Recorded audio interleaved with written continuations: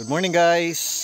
Sunday morning ngayon at maaga kami na maligo dahil maaga ang simbahan natin ngayon. At kasama ko ang nag-iisang pogi dito sa Sitio Kituba. At future pastor po ito. Tingnan niyo. Ating ipakita ang likod niya. Ayan o. Ang ganda ng simoy ng hangin. Preskong presko.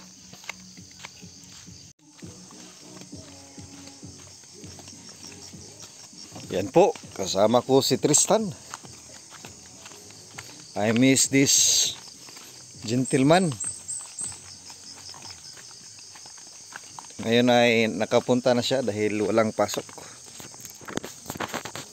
Tingnan nyo guys, matataas na po ang mga tanim dito. Wala pa ang sikat ng araw dahil maaga. Maputik ang daanan, medyo lang. May bakas ng daan ng motor dahil yung ibang family ay dito nag-iigib ng kanilang tubig.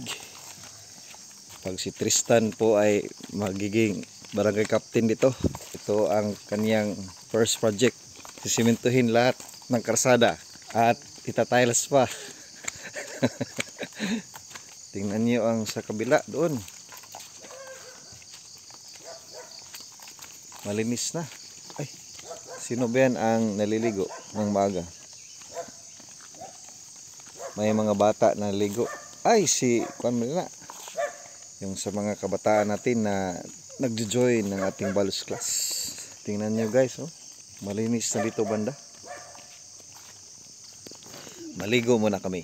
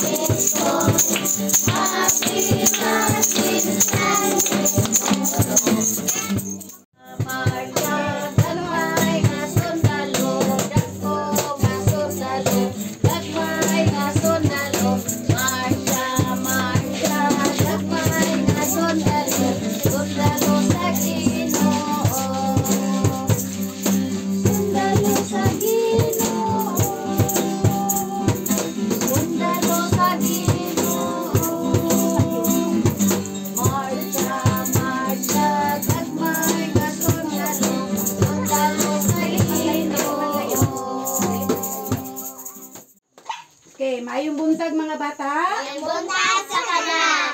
Unsa gali title sa atong story karon? In my father's house are many mansions. Okay, again. In my father's house are many mansions. In my father's house are many mansions. Asa gali makita? John chapter 14 verse 1 to 7. Okay, unsa gali giandam sa Ginoo nato sa langit? Mga mansyon o para sa mga bata nga mga buotan. Okay. Ang atong memory verse Unsa gaasa gali makita? John chapter 14 verse 3. Okay, basa ha. Unsa? And if I go and prepare a place for you, I will come again and receive you unto myself, that where I am, there ye might be also.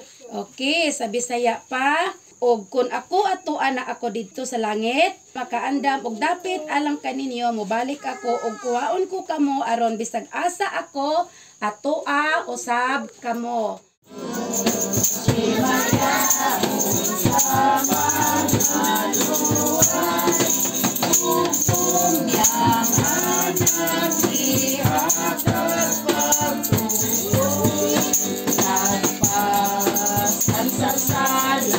Sa iyang lawas, ihalag niyang kaugalingon sa krus.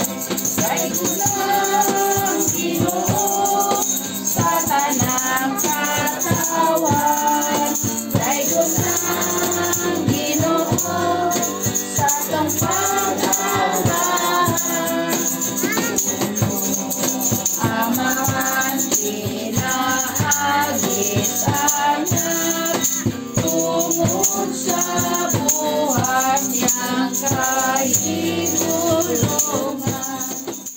Kanimo naman ako magasimba. Kanimo naman ako magagay. Tapos kang pangayan, sabaw sa kanyang bulan. Diyos ang hari ko. Kanino naman ako magaluhod. Kanino naman ako magasunod.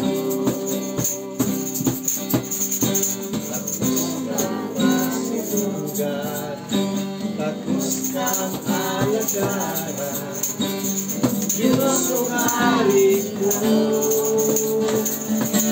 Saya ko, di mo pagkanaman, sa tibok kalimutan. Imantala ko, ang iyong grasya, di mo kaluluman. Walay makalabas sa iyong kamayo, sa kinabuhi ko.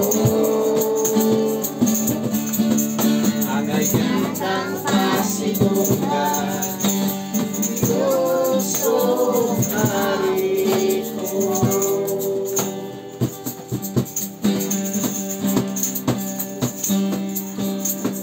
Kanimo naman ako magasimba.